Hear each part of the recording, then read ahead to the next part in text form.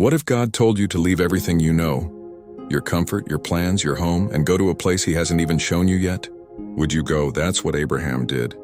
Genesis 12:1 says, "The Lord said to Abram, 'Go from your country, your people, and your father's household to the land I will show you.'" No map, no timeline, no guarantees, just a promise and a command. And Abraham obeyed. Not because he had it all figured out, but because he trusted the one who called him. God told him, "I will make you into a great nation. I will bless you." Genesis 12:2. But here's the thing. Abraham didn't even have a child. He was 75 years old, and the one thing he desired most, a son, had never come.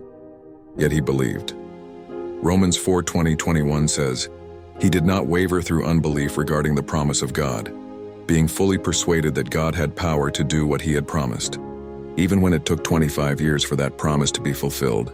That's not easy faith, that's tested faith. And just when the promise, Isaac, finally arrives, God asks Abraham to do the unthinkable. Take your son and offer him as a sacrifice. Genesis 22:2, can you imagine that? The very thing he waited decades for. Now God is asking him to lay it down. But Abraham didn't argue. He walked up the mountain, and just as he raised the knife, God stopped him. "Now I know that you fear God because you have not withheld from me your son, your only son." Genesis 22:12. And God provided a ram in the thicket, because Abraham passed the test. Faith over fear, obedience over understanding. So what does Abraham's story mean for us today? It means sometimes God will ask you to go without knowing, to believe without seeing, to wait longer than feels fair, to give up what you love, to trust the one you love more. Maybe right now you're in a season of waiting. Maybe God has called you to something big but hasn't shown you all the details. Or maybe he's asking you to lay something down, your timeline, your comfort, your control.